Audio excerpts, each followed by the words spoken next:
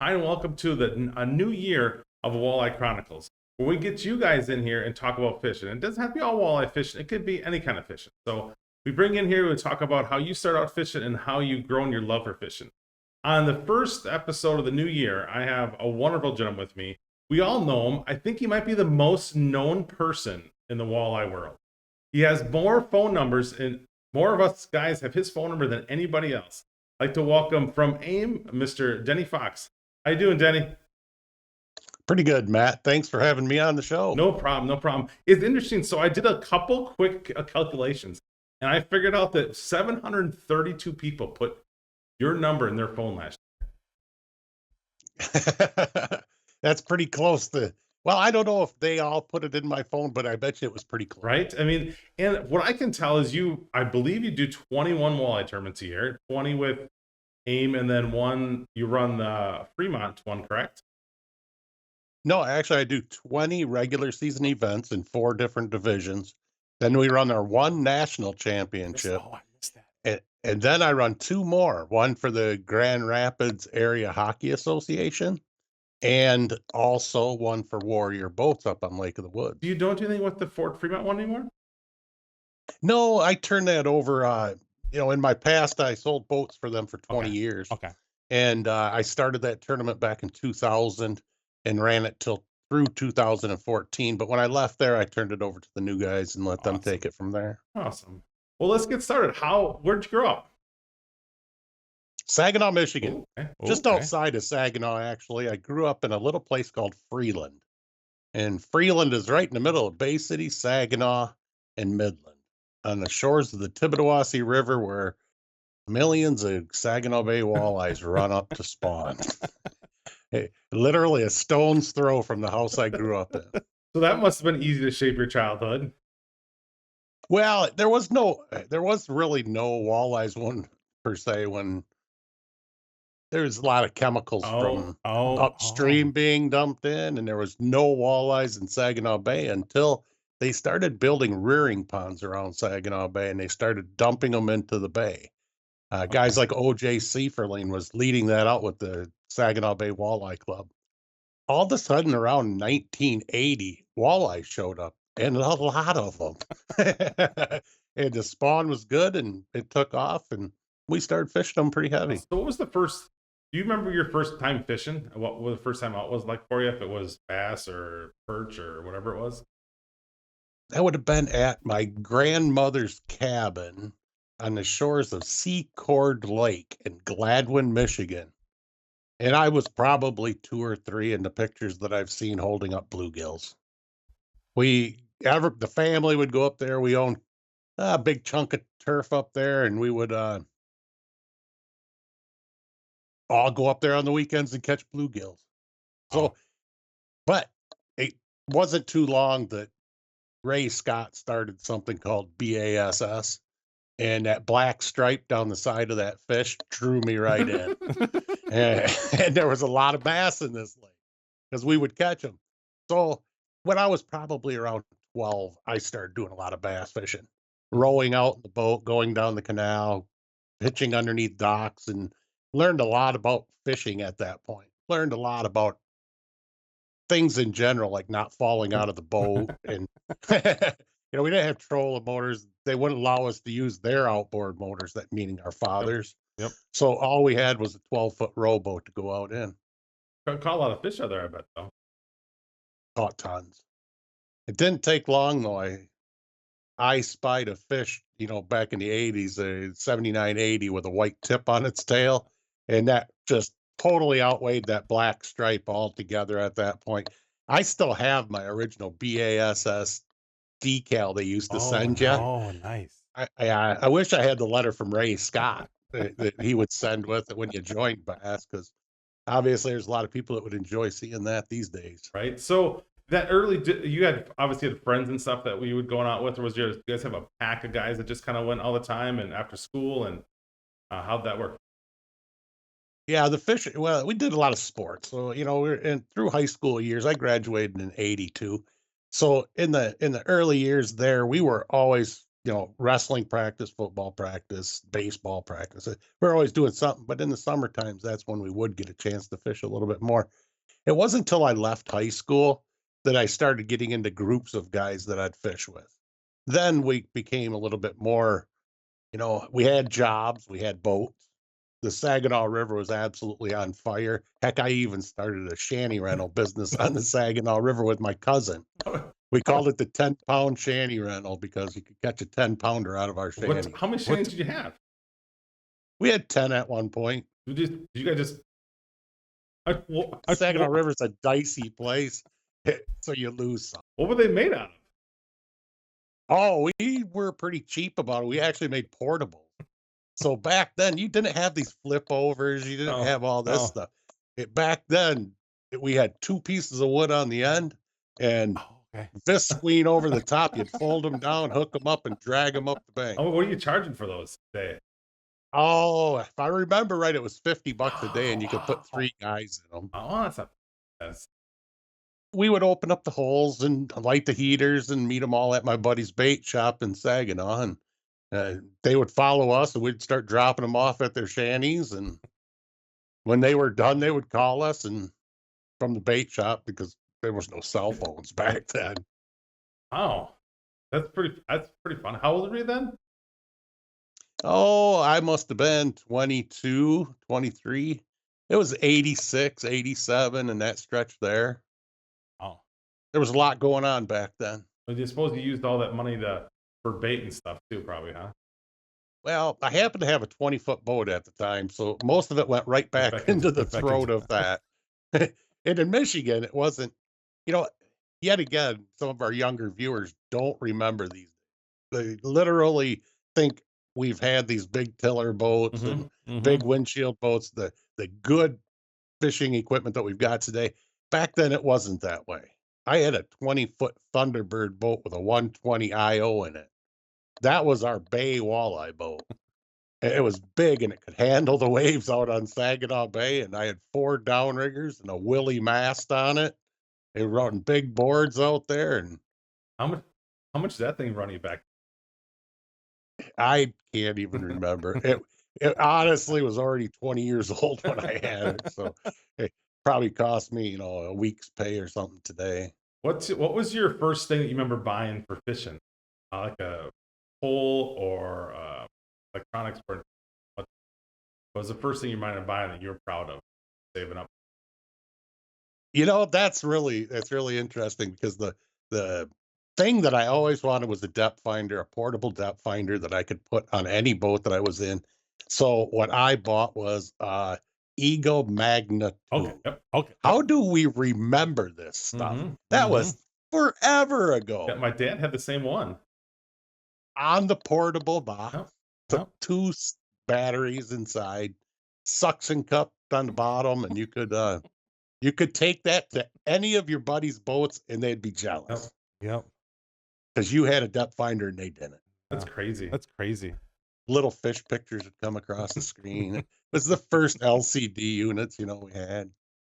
But it was sure better than nothing. That's true. Yes. As a kid growing up, my dad had one. I don't know if he had the 2, but he had a Magnet something. And I remember just watching this. Would may or not catch fish, may not be in the fish. I don't know if the fish were actually not really understand worked. But at least I could watch the screen and go, okay, well, at least there's fish. I can't catch. Struggling as a kid trying to catch things, but it was nice to see that give you hope almost. We started to learn real quick that I think it was always in simulator mode because a fish would just come across from every now and then just to keep you interested in staring at that screen. But biggest thing is you had the depth. We found weed lines. Started to with them. We started to understand fish, and that was just about the time the PWT was kicking off. The MWC was coming into play. You had more articles. I mean, you want to dream back. One of my heroes, and I mean, now he's a friend, but Keith Cavias. He wrote an article. So what article did he write? Was chasing your line for more river walleyes. It had to be 86, 7, somewhere in there. So I went out. He's talking about a bow mount trolling motor. I'm fishing out of a 14-foot boat with a 6-horse Evinrude on the back end of it at the time. I go out and I find an electric trolling motor for sale at Ted Williams. Start laughing. Right out of Montgomery Ward's for $40, man. So I start using that thing, and we just start whacking the Saginaw River Wow. walleyes. Next year, I went out and bought a bigger boat, and a bow mount on it almost threw me in the drink a few Right. times trying to Right. learn how to use that. Yeah, it's interesting that era how things kind of, now we're in the social media area, but really as publications was right around the late 80s and stuff. In Fisherman and all those other magazines really started. I mean, maybe I didn't have access to them before that, but it really first something I noticed that, I had to have the Walleye Insider to read all it. Even recently, Bass Pro Shop still sends out their catalogs. I got one of those the other day, and I'm like, oh man, it's been a long time since I've just paged through one, right? I mean, this idea of paging through a catalog and thinking of all the things you want to put on your boat or have on your pole is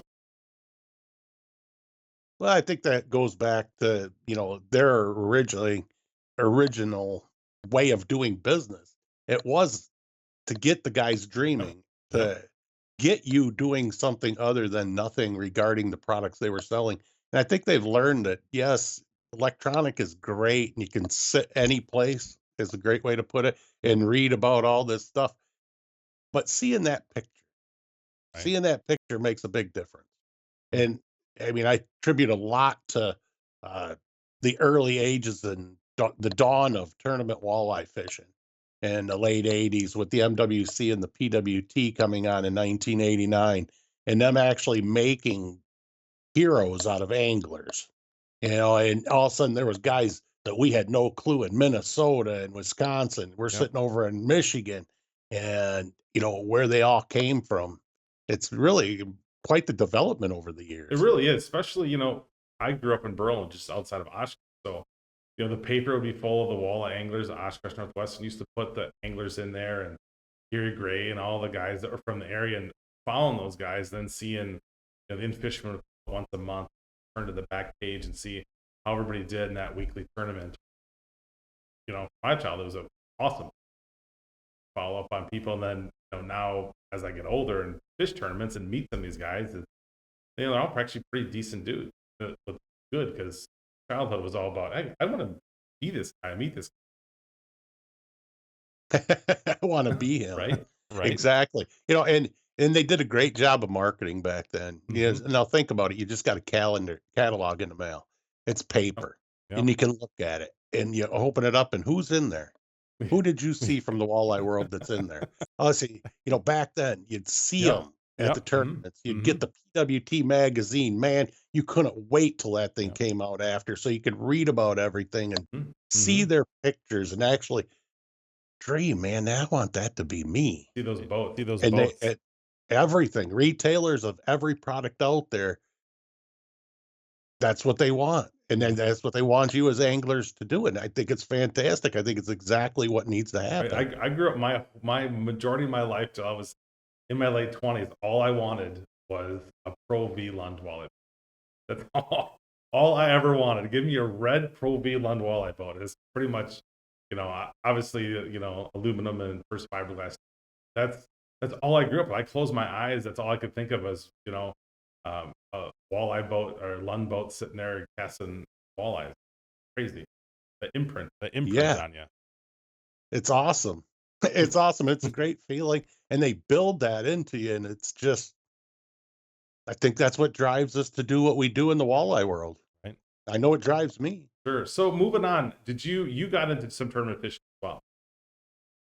Oh, yeah. I started tournament fishing back in 1986 on some of the small tournaments on the Saginaw River. And Uh, the Saginaw Bay Walleye Club was just getting started. There was no Michigan Walleye Tour yet. So everything was in its infancies. And then enough with Michigan. Michigan's economy goes up and down drastically with the car Yep. industry. Yep. Um, I was a meat cutter at the time.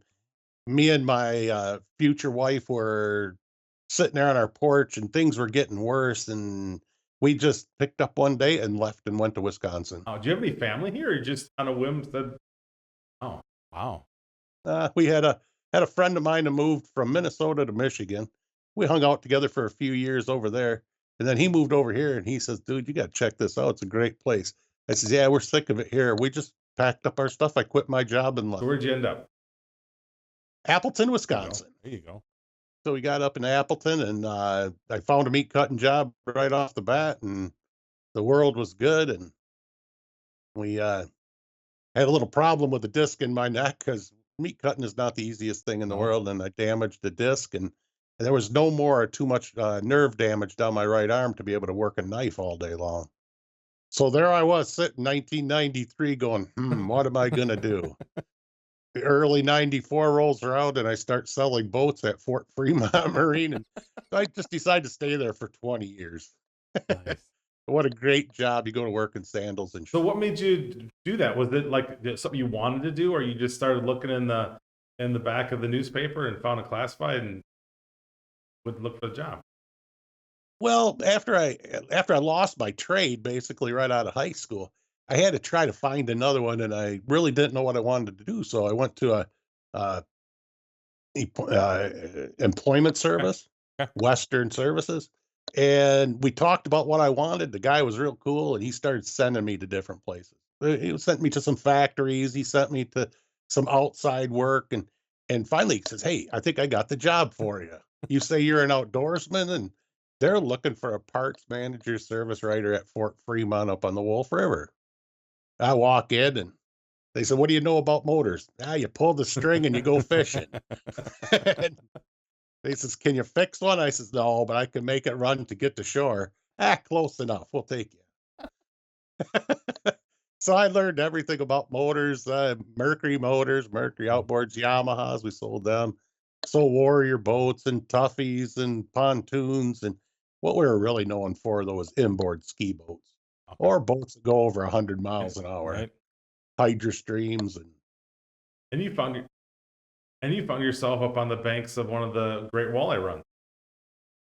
And that was really the inspiring move when we got here to Wisconsin. First trip I made was up here to Fremont, and I met guys down at Pooh Falls Landing, which is now Chico's, and Okay. Larry Martaco at Larry and Jan's, and Ma's Bait and Tackle. It was a good trip. I learned a lot, and then I found out from you guys here in Wisconsin how little I knew about walleye fishing and how undiversed I was. I could troll a crankbait and I could drift a river, but I couldn't figure out this anchoring Oh, thing on the no. Wolf River. What in the world are they doing? Well, it Right. took a few years, but we got her figured out Is there now. anything that you brought from your early days in Michigan that you used right away when you came here that worked that was successful for you? Anything that they weren't doing here, no. But one thing that I did learn how to do on Saginaw Bay was troll. And so I guess in not a piece of equipment, just more a piece of knowledge on how to get baits in. And if you remember back in the 80s, I guess there was big fish on the Winnebago Yep. system. Yep. But there was a couple very good years and all the marshes were filled up with garbage. Now, for our listeners that don't know, in Wisconsin, the fish don't spawn on gravel or sand. They spawn on canary grass and marshes up the Wolf Mm-hmm. River predominantly, but they go to your hometown of Yep. Berlin as Yep. well. And what you forget what you're talking about sometimes. Uh, so they had some pretty good Yep. spawns, and they Yep. were protecting the fish here, and they put a size limit on them. Well, when they did, Winnebago filled up with walleyes, and the guys didn't know. Their Parsons and Cavias were just coming out with. They were working with Willie at the time, and they were bringing out crank and bait line. There was no such thing as line counter Nope. reels. Nope. You used a level line with line that was black marked every 10 feet, so you could Mm. count it out. They were working with gosh, what were them boards they were working on? The first boards that they were working on before offshore boards, before they started working with I them. don't remember those are. Um, but I was running big boards and I understood how to count out where you don't just let a crank cast a crankbait Yep. out and say that's good enough. I learned how to sweep the lines and count them out so I could tell where the baits were at on Saginaw Bay. And that's what I brought to friends' boats and even my boat on Winnebago. So we started catching a lot of walleye out there real fast. So then you got into tournaments when you're there? How did tournaments go? Tournaments over there were okay because yet again I was pretty new to it, and there was some salty old dogs on the Saginaw and Tibbetawasee River. They wouldn't say a word about how they were catching fish, and everything was different. We were learning. Uh, Believe it or not, I didn't even know I learned it, but I learned how to drag jigs over there from a girlfriend who didn't want to move her rod around, so she's just holding it. I said, "You got to do so," and she caught all the fish. So I didn't even know I learned how to drag jigs until we learned how to drag jigs here. I said, I guess she was right. Right. Uh, so it was the early informative years were pretty hard, but when I got over here, I started tournament fishing again in 1996. And me and a close friend that I worked with, he was in sales at the time. We started fishing together in the WWA with Steve Pohl. And that's when we started escalating. We won some tournaments. We were nearly team of the year a few times in a row. Steve went out, started fishing the MWS. I fished the FLW League, won an event out of Winneconne in 2006. For those of you that don't know, the Walleye League, the FLW Walleye League, was a pro-am style tournament, but it was only $150 for the pro to get in. Oh, But nice. you had to have your boat and everything else. It was a great starter platform for the PWT and the FLW back then. And as we progressed, we just got better and better. Do you remember what your payout for that tournament was? I do. I still got I the was going to sheet. say. So I looked back, and as I'm scrubbing the internet looking for everything about Denny Fox, if you go on Walleye Central, there's still an article up of when you won. Yeah, you won a whopping $3,045. 3,045. Yeah, I think we were short 7 boats on that one. We had 93 boats. Do you remember what you did that day? Can't say. Don't want to say. Let's just say it was cell phone time, so you had a lot of cell phone calls then. Okay. There was a lot of texts coming in, but when we got back to Wyowega and went, well, we may or may not had a fresca or There you two. go. Hey listeners, let's talk outdoor streaming. What is the best outdoor streaming platform out there? Well, it's simple. It's Fixed TV. Not only do they have this great program, but they have all kinds of hunting and fishing shows along with some weaponry shows. So when you get bored and need something to do, get your fix with Fixed TV. And when you're done with that and you have that fix to get out in the outdoors, jump on therealshot.com and get everything you need to satisfy your fix. So you were in the tournament world, and then at some point you decided you got out of it and started doing directing.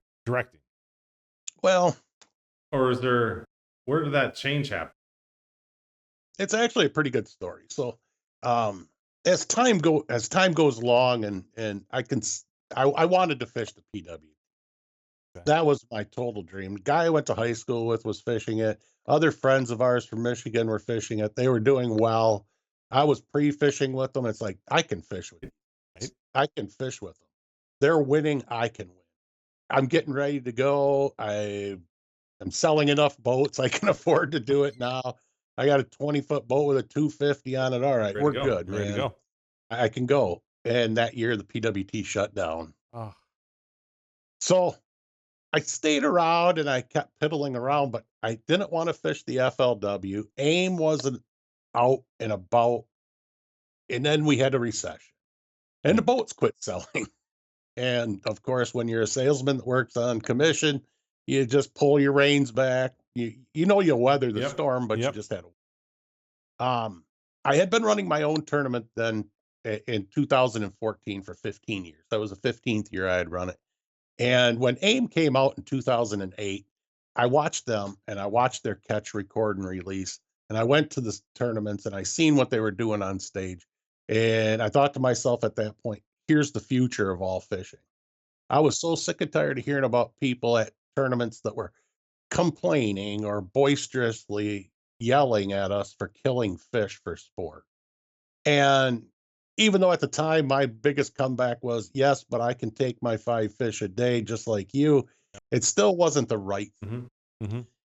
2013, AIM made a point to make a post online that said, we are going to expand to a team circuit in 2014. Yeah, because originally it was pro co, wasn't it? Pro Yeah. tournament, a pro Yeah. am tournament, and that started in 2009, ran for 2 or 3 years until again there was only so many pros left after that recession, and they could Mhm. only feed one engine, and the FLW engine was pretty Engine. thick. Yep. So they stayed AIM stayed in the game by doing one tournament a year called Pro Co. So you and I would be the pro, Matt, and then we would invite one of our Oh. friends Oh. to join, but he would get drawn with 3 different pros in 3 days. Okay. So you and I would be the pros in the boat, and then we would have a different co each day. And they stayed alive by doing that. They kept their sponsors and everything else, but 13 they decided the catch, record, and release is the future, but we Mhm. have to get it out to the people.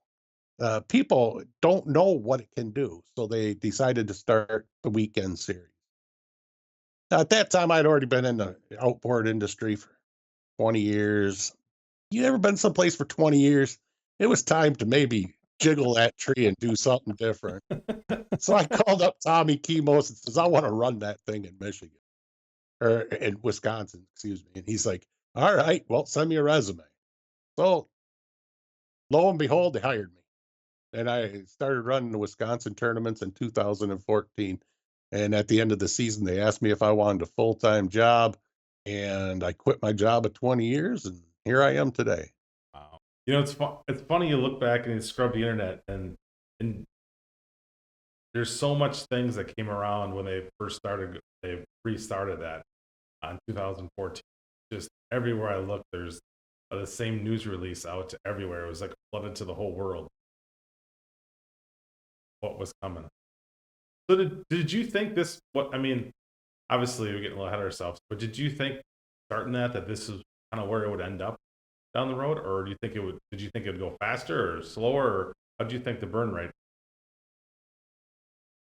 Well, I knew that catch, record, release was going to catch on. I just knew it. I had had my fingers into it enough to know what it was all about and how it would be treated.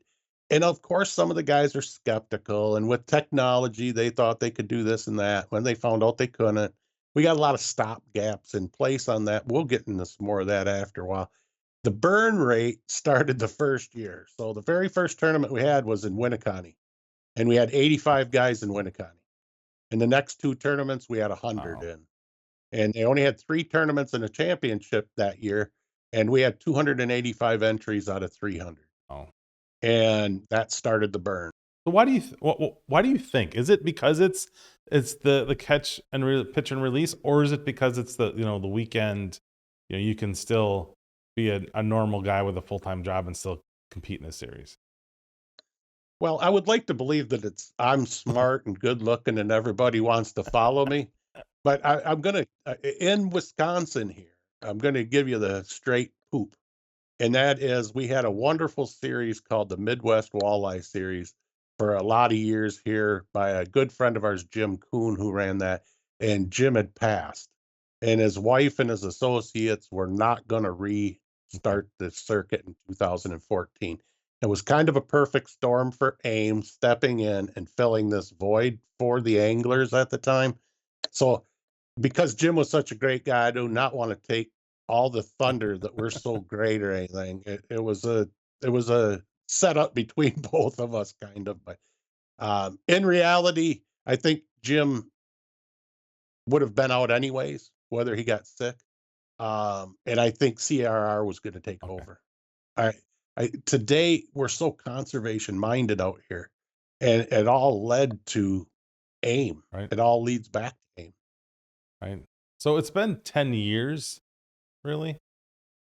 Yep, we got 10 seasons in. This is going to be our 11th Are season. you surprised there's tournaments out there that still do live weight? Well, I can tell you this by watching the world and watching the different tournament circuits who still keep fish struggle with all the regulations that are on fishing and the differences between the states and the things that I need to be aware of at any Hmm. given time. I always have to be on top of my game. I have to know what's happening out there. And they have to deal with so much more, Yeah. man, because you can't do this here and you can't do that there. And but you can do this over there and not over here. And where are we going to have the tournament if we can't do this? And they're struggling with knowing all them rules anymore. And I'm just glad we don't Right. have Yeah, to that's a do full that. time job. Plus, I won't name names, but there's a lot of tournaments that's just still out there, and they're trying their best to keep fish alive, and it just at some point, you can't. It's tough to put a fish in a live well and bang it around for 8 hours, and yeah, they may swim away once they're released, but they ain't gonna make it long term. Well, barrel trauma is a Yeah. real thing, and we all know it. And it's something that I think every tournament angler has to be cognitive of, even on the aim circuit, of how deep you're catching the fish, Hmm. how long you're keeping them out of the water. You need to process them fish, get them back in the water. But today's anglers are so conservation minded, man. Hmm. And I applaud them. If you take anglers by age groups, let's start at 90, the 90 to 80 group, they're going to keep every fish they catch. You know why? Because that's how they grew Right. up. And there's nothing against it. Yeah. And there's less of them from 80 to 70 and 70 to Yeah. 60, which you hit about me about then, and 60 to 50s. Yeah, we're going to keep a few, but we know we can run down to the river, grab a few fish Yeah. for supper if we want to now. You don't have to go fill up coolers and Hmm. coolers and stack these fish up in your freezer because you're not going to eat them anyways. Yeah. And by the time they get down around your age, Matt, you guys don't keep. Not very often, no. So the CRR, catch, record, and release in the walleye world, anyways, is it's not the anglers today accept it because they don't want to kill the fish. They want them to grow so they can catch Right. bigger ones. Yeah. Yeah, we get into our as my age and younger more about the trophy and the picture and putting it on social media and all that kind of fun stuff than they are eating them, I think sometimes. Although I think, the funny part is the catch the catch and cook videos are so popular now because it's just weird that not a lot of people eat fish. I mean, I know quite a few guys eat fish, but like when I was a kid, fish was 3-4 times a week. That was pretty much a stable diet. And maybe I'm worn out from all those years eating fish, but now for me, it's like you said earlier, if we're looking for fish, we'll keep one day and all the rest get kind of tossed back in. Well, it's interesting too because we have access to all these recipes online and great cooks that are showing us how to sous vide them and yeah, how many people poach fish. I really just fell in love with poaching fish now because deep frying is always a hard Yeah. work. It takes a lot to them. A baked walleye, it's Yep. fantastic and so much easier to eat. And everything I just mentioned is always better fresh than it is frozen. Right. That's So when I true. want fish, we go down and grab Yep. some. So being that you're busy. You're really busy. Really busy. How much time do you still get to fish? Not much. No. It's it behooves me when we have a winter like this. Unfortunately, ice fishing's my chocolate because I've got time to Yep. ice fish. I could actually do this from an ice shanty, whereas I can't do my job from, let's say, April 1st till the 1st of October from a boat very No. well. I'm gone every weekend. We're doing something, we're working hard. But when we have a fall like this, the Fox River in De Oh. Pere opens up Hmm. early. You can get down there, whack some fish, get your jig on. The Wolf opens up, might be able to tag a few in there, do some anchoring, but then the season starts and it's just Right. mayhem What is your go-to tactic? in the Yeah. river. Just if you had this, if I said, "Hey, you got a day off today. We're going fishing. What do you want to do?" What would be your technique you want to do? Well, I guess it would depend on what time of the year, but let's say we're in the spring and it's the uprun, the fish are Hmm. coming up the river. I love anchoring. I would anchor every day over drift jigging for them things. I love to figure out their plan on how they're going to swim up that Okay. river. And when they take off and they get up that river, it's like kind of like NASCAR. They can't swim in the heaviest current, but they want Yep. to be right next to it.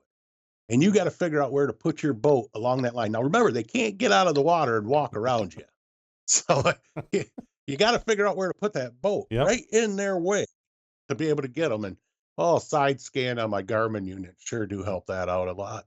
What's the? Did you ever think that what the electronics when you bought that first Magnum, what they'd be now? No, no, today's electronics are just phenomenal. They still don't make the fish bite. No, not yet. Let's not get out over our ski tips here. They still don't put more fish in the boat. However, they can put you Yeah, over the fish a little bit a little easier. quicker too. It seems like. Yeah, yeah. It dampens the time spent out there to Right. learn. But also, it seems to keep me there longer. If the weather's bad, but I know they're there, I'll stick around a little longer than normal. I think in the past, if I would get miserable, there's really nothing to look and say, hey, there's fish there. I'd be like, I'm out of here. But now if I get miserable, I look down, I'm like, oh, they're still here. They're still here. I should be here. Yep. Yeah, they keep you around longer, and well, it keeps your Y- Yeah. entertain keeps your interest a lot longer if you know the Your fish are attention there. span's better.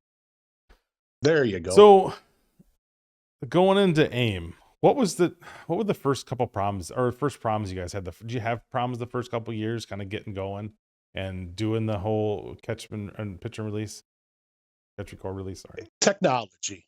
Technology was not our friend right off the bat. We had great guys on the board of directors that were taking care of things, and one in particular, Jim Carroll, and I sat for hours on the phone. In fact, his wife calls me 4 hour Denny. And we would sit on the phone that long, and we were building our back end.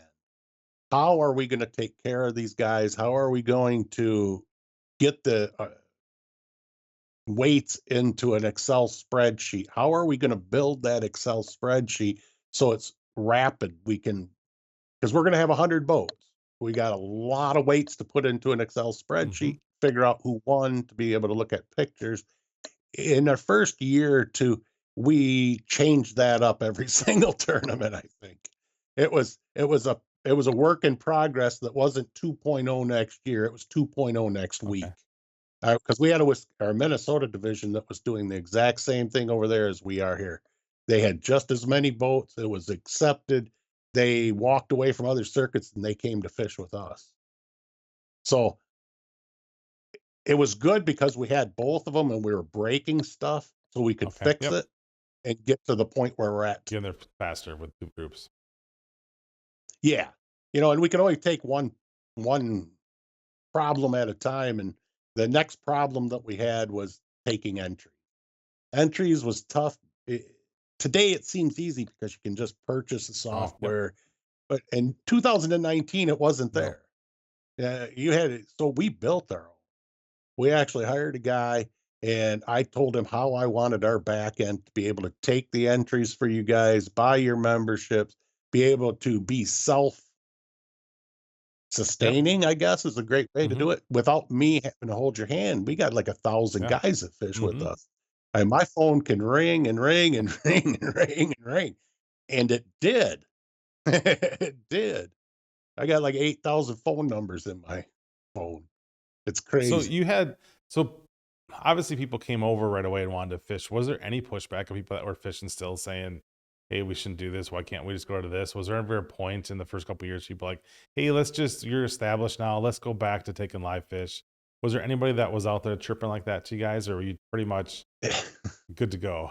That's interesting you should say that because we just had a discussion just the other day with some guys on that. And they says, once you do catch, record, and release, there's no going back.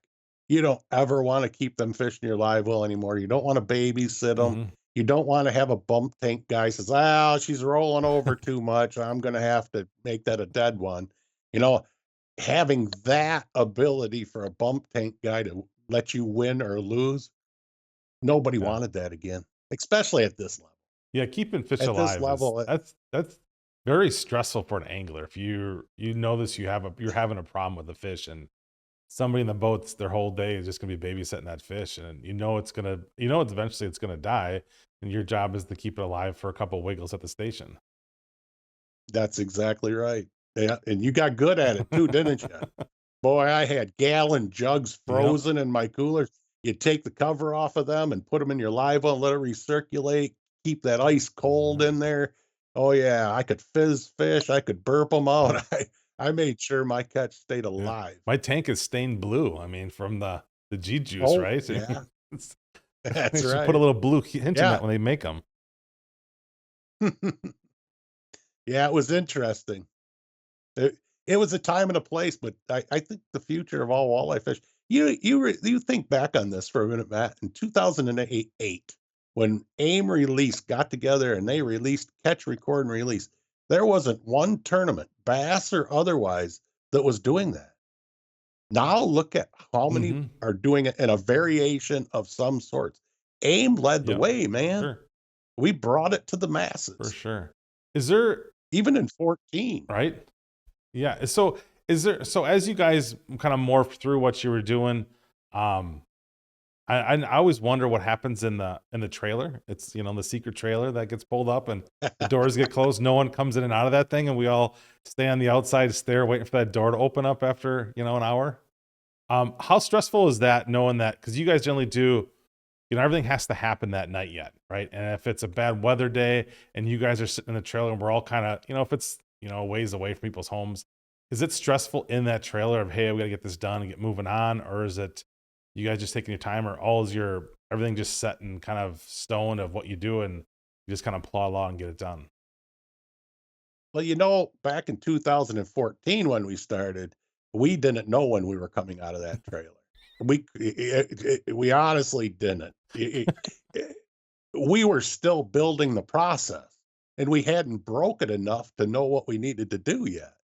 So over time, we became a process. So for all you guys out there that are wondering if Denny's just in there having cocktails while he's making you wait till 5 o'clock to go home, we're We all not. assume it's So done right away. You guys just having supper. that's right. They think that we could do this. So let me tell you what I Okay. do. Here's how the process goes. We got 100 boats in a tournament, and if you're in the second flight, you're not due in until Yep. 3:15. So then you come in at 3:14 and you checked in and you're good. You're out there. So then you get in your boat and you look at all your pictures and you do everything else.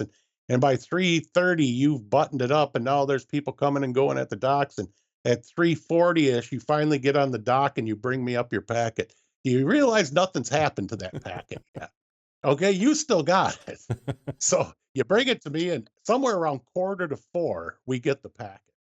That's what our goal is every tournament. So the faster you guys can get them to us, the faster it That's is. fair. We get into the trailer.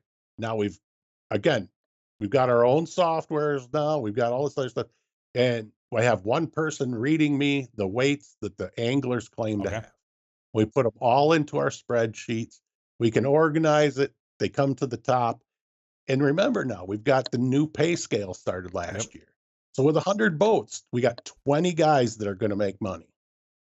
Now, that means we've got to line up them 20 boats, starting with number one, take out their cards, take out their SD card, put it in the computer, make sure the fish are in order, like I keep saying every single time. Go down that card, make sure that you have the appropriate sizes, everything's right, add the scorecard up to make sure you scored it right, and then do that 20 times 2 minutes, unless there's a problem. And if you did a fish backwards or something else, then I've got to call you Yep. in. We got to discuss it, or we're going to show it to you after. Usually after now, but we've got to find another packet because we're not going to announce anybody on stage when we're out there or post it that's in the money and then have them have a bad I fish. gotcha.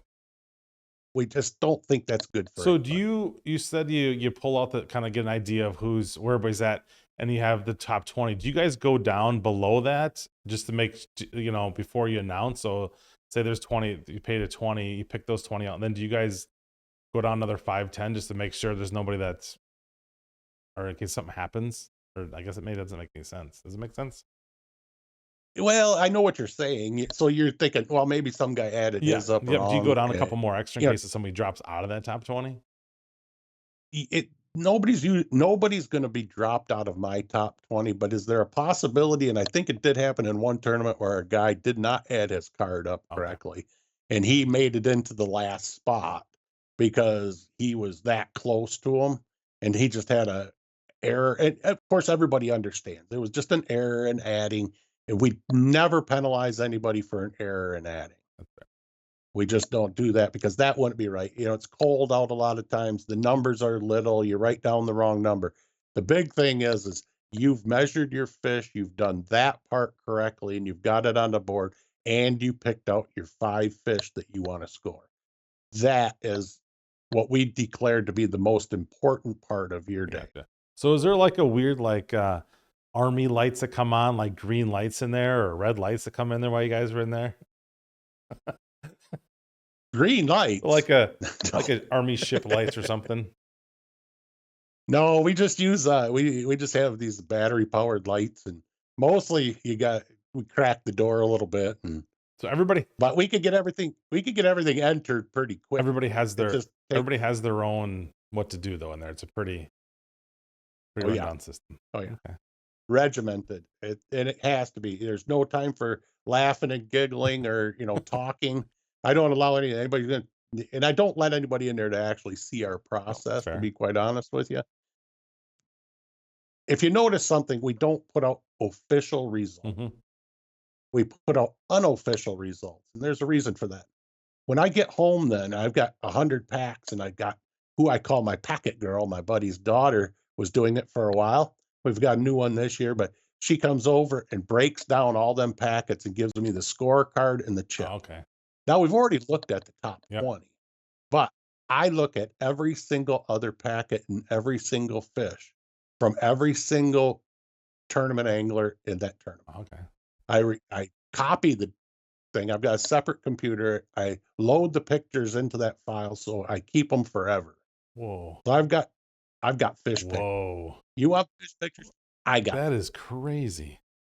and so we keep them all. We reset everything. She puts the packets back together and gets them back in our bins for the next one, and then we release official. And some of you guys may know you were down in 50th place or Yep. something. I send you an email and you got a bad fish, dude. Sorry about it. And, well, it didn't matter. I didn't make any money. However, for team of the year Points. and for getting placements into the national championship, all the other stuff that you can do, you have to make sure that everybody's.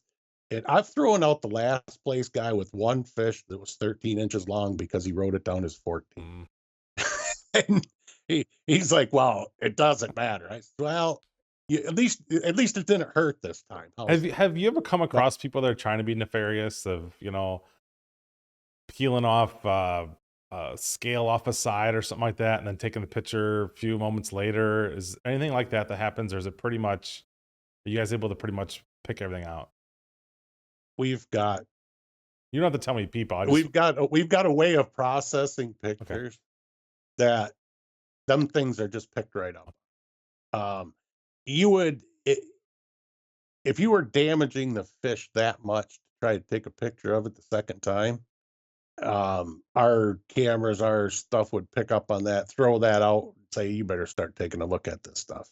All of a sudden, you got a tail that's all chewed up or something. Cut down shorter. Have we ever had it? Exactly. Ever had it? I'm not going to say that it hasn't slipped through because that would be pretty stupid of me to say that. However, it wasn't in the money. Okay. It absolutely was not in the money. Okay. Could it have been farther down? Could they have tried something farther down? There's a possibility. However, I believe my anglers are stand upright guys. I believe every one of you guys that fish with us love to do it, and you're hoping that it's a fair playground for everybody. And a few of the bad ones that were on the edge of things, we have asked to leave and moved along from. Okay. So That's good to know. I mean, it's one of those things where you just, people sit in the boat and you have a long day and you're wondering, and about whatever, but it just everybody wants to make sure everything's on the up and up, right? And with the new technology or with the way things are done, it's always in the back of everybody's mind sometimes. Has there been any talk or anything about you guys ever thought about going to length, or is the weight conversion pretty much where you guys can stick with? And where'd you guys come up with those conversions? So right out of the gate, they took a Wisconsin report and a Minnesota report because that's where they were going to start most of their tournaments as pros anyway. And they blended them together to come up with the Okay. conversion chart. Is it perfect? No, I've seen fish out in the Dakotas that were just piggies, but they were, man. It's like the back fat was coming right over their head. It was just, they're just huge. They wouldn't grow. They just got wide. And yes, they're gonna weigh more. And I've seen skinny fish that are gonna That's weigh true. less. But you got to remember, a 27-inch fish is a 27-inch fish. It's relative to what everybody else is catching. That's right. Everybody's on the same playing field. Now, would we ever go to an inch tournament? That's negative. Yeah. And here's why. Matt, if I can catch 15-inch fish all day long, I'm going to run to them fish Hmm. because I'm going to get 5 fish at 15 inches or 75 inches. But Matt, you know where to go catch big ones. And you're going to go catch a 28 and a 27 that are going to absolutely crush Oh, I gotcha. in weight my fish, Hmm. but you aren't going to win. Mm, So it doesn't promote anybody I to go gotcha. catch big fish anymore because your two big fish can't beat my five I small fish. gotcha. That makes Doesn't sense. add That up. makes sense. I didn't think about that far ahead. My other question was, have you guys ever thought about doing like kind of like you only get to card 5 fish instead of the whole you can card, keep carding your fish, adding up what you want if it way where you only can put 5 fish on the card, kind of like you would get to the kind of atmosphere like you do, like say with live weight. I mean, the best thing about, to me, I don't like the fish that we have to keep them, but the live weight aspect is you only get to put 5 on your card. Is there anything of that you guys ever talked about going down that road at all, of where you only can put 5 fish on the card? Well, I think going back to the origins of AIM, it wasn't the intention of the. Now, we were started by 77 industry professionals. They're all household names. You would know Yep. every one of them. It's owned by them, but it's not particularly run by anyone. We're run by a 5-man board of directors whom I answer to. And freedom. Freedom's a good word. Let's start with that. Uh, What this what AIM gets is freedom. Up on Green Bay, we have the freedom to go wherever we Hmm. want. Now, there's other tournaments that have to abide by the southern boundary lines, the northern boundary lines, the northern group. We get our permit says go wherever you want, Denny, Hmm. and Michigan doesn't raise a stink over any of it. Um,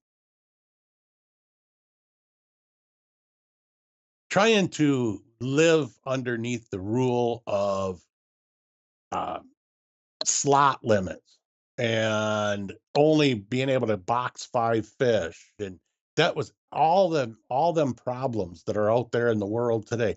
Party fishing, Hmm. remember Yep. party fishing last year in a tournament on Yep. Bago? All of them are gone because nobody, not one state, says if you catch a fish, that's one of your 5 fish that you can catch today, whether you throw it back or not. It all says whether you put that fish in your live Yep. well. As soon as it succumbs to your live well, it's part of your daily bag Yep. limit. So freedom is what AIM Okay. brings the anglers. I know. Some of you guys are out there. Yeah, but Denny, you put a boundary up on the Brown County line for the Fox River. Well, there's certain things that we're Yeah. protecting too. We got to protect you from you sometimes, That's fact. and it's a fact.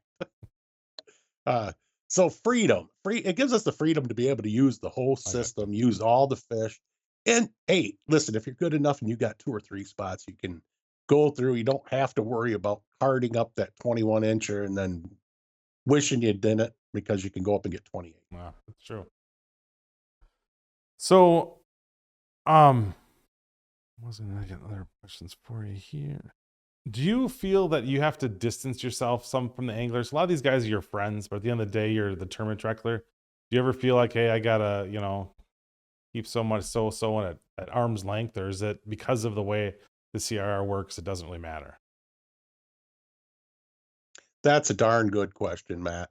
as much as I would love to be friends with and have frescoes with them afterwards, and I do keep myself distanced because even though some of the guys are friends of mine and I've known them way before being a tournament director, um, when the day comes that I have to make a phone call and tell you you have a problem with the fish or something, I don't want them to say, "Hey, listen, come on, Yep. man.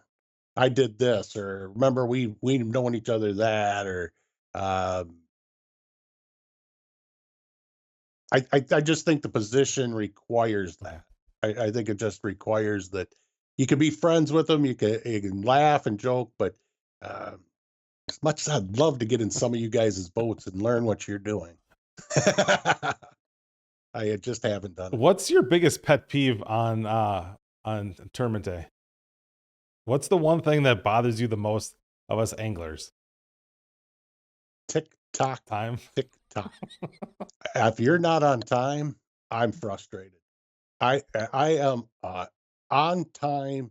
Everything has its place. Get out of my way. Don't try to make me do something different. Everything has to be on time. And if you notice, we're always on. Yeah, definitely time. It's 7 o'clock and it's time to rock. I have to admit that unfortunately, I have been the last boat a couple times for for Denny, and normally he's not waiting to hand anything out for me. Somebody else is waiting there, and with my stuff, and I know that although I don't see you, I can see your disappointment as I roll up. You can Yeah, feel with it. somebody else standing there holding my board and my stuff, waiting for me. Yeah, it's I and I say it in all the rules meetings and I joke about it, but I always like to try to remind everybody the faster we get our stuff, the better we can do our job. And they you get a every year there's somebody complaining they wish that we could get out Mhm. faster and do the awards quicker. But without having rules meetings now, by the way, we just had that survey Uh, go out. If you check yeah, your I saw that email, today. Yep. yeah. Hey, listeners, let's talk outdoor streaming. What is the best outdoor streaming platform out there? Well, it's simple. It's Fixed TV. Not only do they have this great program, but they have all kinds of hunting and fishing shows along with some weaponry shows. So when you get bored and need something to do, get your fix with Fixed TV. And when you're done with that and you have that fix to get out in the outdoors, jump on therealshot.com and get everything you need to satisfy your fix. Um, I'm thinking more guys are using the awards now as Yep. camaraderie. More of them started Mm-hmm. showing up now, and that's when you BS out in the parking lot, and now it's after the fact, Yep. so now you can actually tell Mm-hmm. somebody what you did instead of standing there the night before grumbling because you can't say nothing. Right. Yeah. And you get that extra hour and 15 minutes. Yep, you can share stories, get to bond with each other, and then off you Yeah. go. Because when I get off that stage, you guys are like a traffic jam getting out of Right. there. And I don't mind. I guess I don't mind it because a lot of us, there's a lot to do after a day of fishing to put stuff away on your boat. If it's you're wiping your boat down, you're putting stuff down, getting ready for the next day's fishing, and that extra time kind of helps you, I think, wind down a little bit from the day of how everything went down. I agree. After fishing so many tournaments, it would be actually a pleasure to not be in such a Right. rush to take off and get out of there to get home and not have everything put away. Now you can really get it put away and be Yeah. ready. So what's your favorite moment from all these AIM series? Do you have one event or one thing that just sticks out in your head that you just that it was a great time or a great finish or a great catch or weather and like that? When I started this thing, I, s- I when I took the job to run this tournament circuit, I did it because I wanted the tournaments to run the way I always wanted tournaments to run. And I wanted the anglers to get the respect of winning a tournament like they should. My biggest thing is when I get to hand them first place plaques, guys are holding them up over their Hmm. heads and a smile and pure joy on their face. And then being able to share that and make them somebody for the whole week Right. after, getting phone calls from writers, getting your name in the press. getting what you did, like you're fishing the NWT or something. You're somebody. And that's what I always wanted to do. That's what I always wanted to see. I always wanted to be that guy. I did win 9 tournaments in my career, so I wasn't really a slouch, but there wasn't nothing that followed. Do you get the same? When I won the FLW, they called it. That was Do you it. get the same rush and joy out of handing them trophies over as you did to winning? Yeah, I think I do. I really and truly think I do. I mean, it seems like just in, I think I fished with you for a couple years now. It seems like you're having a blast from the rules meeting to the very last bell. It seems like you're having the best time of your life. Great. That's exactly what I want you guys to think and know, because I am. And if I wasn't, I'd go find a new job and let somebody else do it for you. But no, I absolutely love what I do. I love to plan the events. I love to make sure everything's right as much as we can. And I know some of you guys are out there thinking, yeah, I couldn't plan the weather though, could you? No, I can't. No, There's only one man that can do that, and it ain't not me. right. But yeah, they can it disrupt your best laid plans. But outside of that, we tried to do everything exactly right for you guys. When it comes to weather, is there much? What's your standards for sending people? I know most places, the weather doesn't too. I guess you'd be the big lakes like Green Bay and things like that where it gets an issue. Is there a standard you guys have, or is it just kind of seeing? Because in the aim, what I like about the aim is you don't have to have a 25-foot boat. You can have, there's guys with 17-foot boats that have done very well, or smaller boats. Absolutely. So is there a different kind of way you look at things when you're in those bigger bodies of water full of weather? Well, and this is bad to say for the 17-foot guy, but he's not on my radar when I'm calling for bad weather. I'm sorry, but the 21-foot sleds that are out there, that's what we're basing Okay. on. But like on Green Bay, for instance, we canceled the second day of the Yep. championship last year. Heartbreaking, didn't want to do it, but nobody had arrangements to stay Saturday night. Yep. Everybody was going home anyway, so trying to fish on Sunday was impossible. But when you have a place where you have the Coast Guard and the Coast Guard can tell you that there's a small craft advisory, they Yeah. mean it. They really and truly mean it. Yeah. It's Yeah, we got some big rigs out there, but they're all still considered small craft.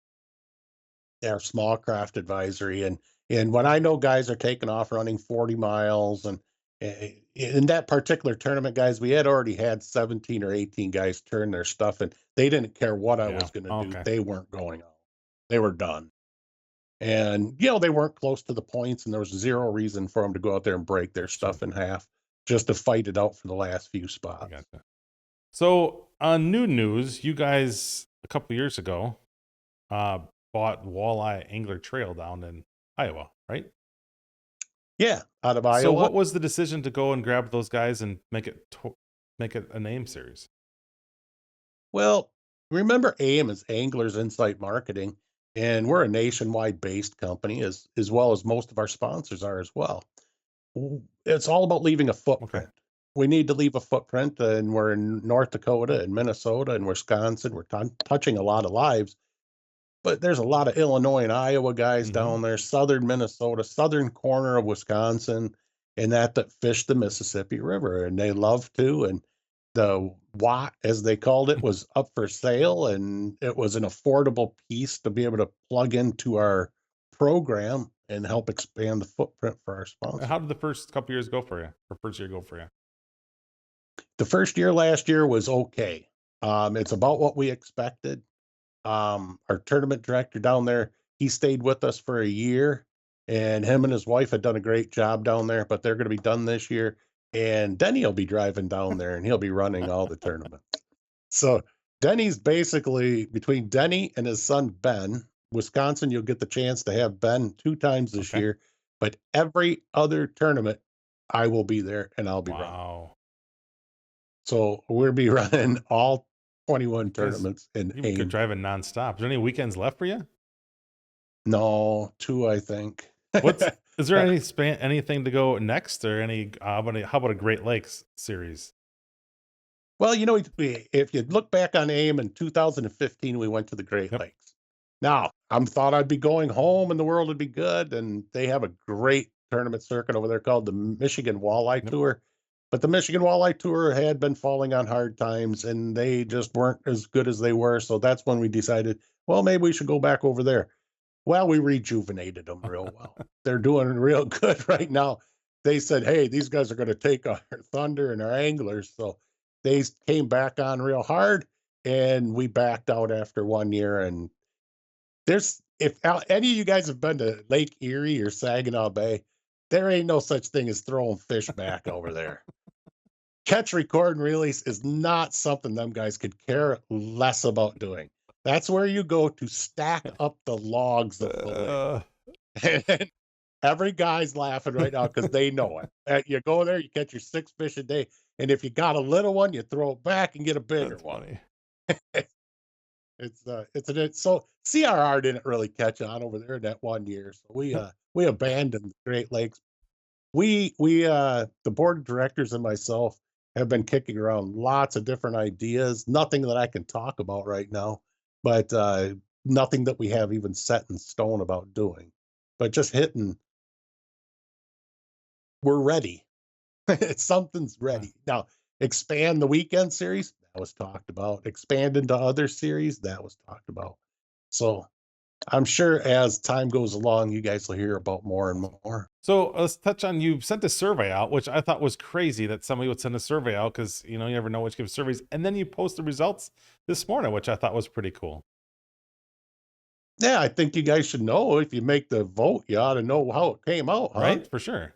Well, yeah, we get a lot of questions throughout the year. Hey, why don't you just let us use our cell phones? Them guys are using them anyways. Well, hey, dude, if they're using them, tell me who's using them, when they did it, so I can bust Right. them. Well, I never get that Yeah. information. They never see it. So we wanted to ask how many guys wanted to use a phone out on the water. And it's straight across the board, 75 to 80% want nothing to do with it. So that's what we'll be doing. We'll be sticking to Awesome. that. What's new for anything new for this year coming up? Well, there is a couple new things, but the one that I want to share today with our listeners, Matt, is we're making you somebody. I've added a media coordinator this Nice. year. His name's Jeff. Jeff has been working with me since the first year of the national championship. He's the guy that built that great show for the national championship that goes on where the fish pictures Oh, come yep. up, the results come Mhm. up, the picture of you on stage. He built that whole thing. Him and I dreamed, and over the years, that's where we came up with that. So we brought Jeff on as a part-time position to be our media coordinator. And that's why you're starting to see the surveys, the survey results, stuff I didn't have time I for. You're gotcha. going to see new newsletters coming on. But getting back to where I always wanted to do with this thing was to make you, the angler, somebody. You can do it yourself on Facebook. That's great. You can build your own world, or you can use mine. You can use my 35,000 followers. You can get your press time out there. Every single angler that fishes with AIM right now, I want you to make a note of this. Go to our page and follow it. AIM Pro Walleye Series, and follow our page. If you're not following it, we can't tag you. We're going to be tagging you a lot more so you will get shared out into yours. Nice. So we can help bring that to you. That's what media coordinator is going to be doing.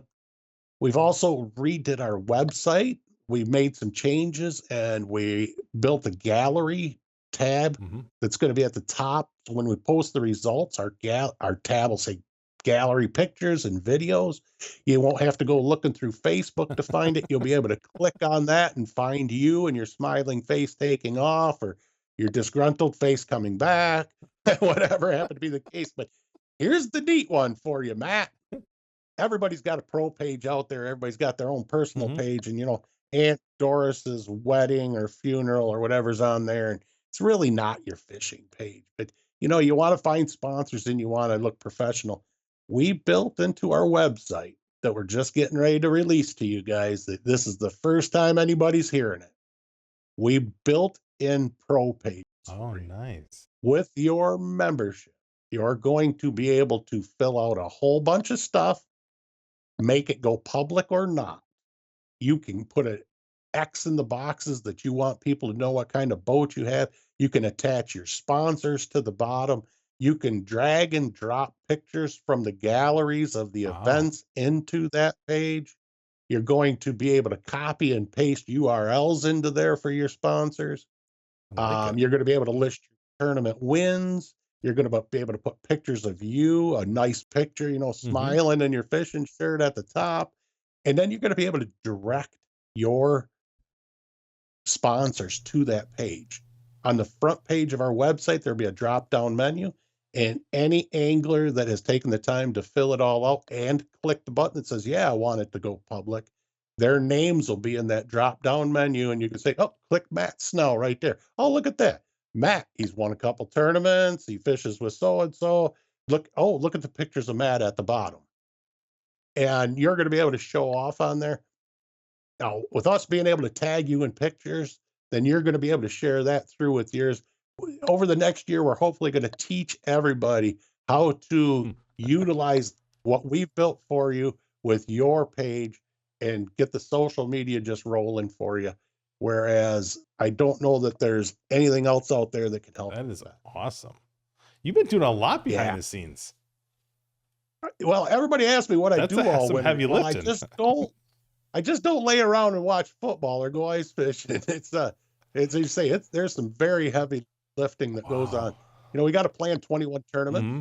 We got to get all of our permits. We got to get all of our local permits. We got to get all of our housing. We got to get everything, and that just takes Right. forever. Then we got to do all this with the website. We got to get all this in place. It's Wow. as a friend of mine who is the head of a school district says, Denny, do you think 1,000 kids just show up in September without proper prior planning? So I always say, do you know 1,000 of my kids don't show up to fish in April without proper prior Wow. That's planning? true. Very, very true. So where do you want to see AIM in 10 years? Top of the heap. I'm a driver. I'll never just sit back. Mm-hmm. It's just not in me. I like to win. And so winning means we're going to, whatever the board decides we're going to do with expansions, take that to the next level. And if they decide on another one after it, take that to the next level. And hopefully I'm going to teach the next generation Denny Fox. And he's going to be able to take very good care of everybody. And we're going to roll this thing playing way after I'm dead. I love it. I love it. Hey, one other question for you. What if you could direct any tournament or any event? Obviously, your event guy is what you really are. What event would you want to take over and direct for a year? Anything, fishing, anything, sporting events. What's one thing you'd want to be at the helm at for a year? That's an interesting question because, you hate to say it this way, but whoever's got the most money, come on. The world's driven by money, Matt. I love what I do and I love who I do it for. And thinking of something that I would want to run because it would be cool to run, I don't know if I have anything that's cooler than what we run now. I really don't. A little bit more planning means I have to have a little bit more people, which means I have to have better direction, which usually goes sideways. As one of our coworkers had said, Denny, you're nothing more than a fancy wedding planner, but you're better at it because you got way more stuff to think about than they Right. do. Wow. No, I don't want to plan weddings. You sure? No, man. No, I can guarantee you it's not in my future. But registration's open right now. We opened up the season ticket Saw sales, that. and they're going along real well right now. And they'll sell a season ticket can be bought until the very first tournament in any one division, and in that particular division is full. Then season ticket sales are done because obviously it's full. If we filled the field of 100 boats during season ticket sales, there would be no individual sales, but that's certainly not been the Okay. case. But a lot of guys don't want to deal with it during the season. One time buy, they can spend their money right now getting all the side pots and be done. Individual tournament sales, and especially for the hot ones like Fox Yeah, right. River and Lake Mille Lacs and Leech. They're Winneconne. They're the first ones to fill. They go on sale at 8 a.m. February 1st. Next, Then there'll be a foot race. Yeah. have you guys thought about expanding entries into more boats? The problem that Or is that we a have DNR thing? is no, it's not. They don't really seem to care. Your venues become harder Oh, to get. Okay, so now you got to deal with how many more that's boats true. that you got. The other problem that you've got is just adding 25 boats means I have to have another person around. Oh, There's that many more boats to deal Mhm. with. There's that many more problems to deal with, chips and cameras, and maybe we'll get to that too here. Um, but there's things to do. And the second we expand it, the second you have more. And you guys know that we pay back 85% of cash in them entry fees back to you guys. And that's a big cash. You know, and that talking bringing in the price of plaques or anything Yep. else into what we're paying back. That's all on us. We pay that out of our pocket. And if I got to pay somebody else to be there to do more work, it takes money out of what we've got on the I backside to gotcha. spend to run that event. So as I've run some bigger tournaments, we found 100's really the number, Matt. That sounds fair. Is there anything else you want to add on the upcoming season? Well, I'm very excited for it. I think we got a great schedule in all of our divisions. It's going to be very competitive because of the way that we did set them up. Different time framings, different. Fortunately, here in Wisconsin, we just don't have that much to go to. But but by mixing it up just a little bit, we got different ideas that we've been posing to the anglers for next year as well. And that seemed to go over pretty good. So in Wisconsin here, we've got a good schedule. In Minnesota, we really stumped them up and put them on a couple of rivers on top of their two big lakes. North Dakota, they wanted it. We got it. We're going to make them go to Devil's Lake for the championship in September. Nice. The river division, we moved them a little bit farther north, and we're going to bring in some more Wisconsin and Minnesota anglers that are going to Yep. fish it. And so I'm pretty excited for a pretty hot year There coming. you go. I'm gonna get you out of here. One last question: if you could only go fishing one more time, one last time, who you taking and where you going and what you fishing for? I'd have to fish with my son. I'd like to sit next to him in the boat when we're river fishing, jigging for walleyes, and just catch fish all day long. Awesome. Awesome. Well, thanks for being on. I hope you have a great year this year. And anybody that's out there, get onto the AIM page, get signed up, and go fish an event with Denny. It is a blast. Everybody's great out there. CRR is very easy to learn. Until next time, remember, there's only two things you can do to make somebody smile every day. One is give them a smile, and two, take them fishing. Thanks a lot.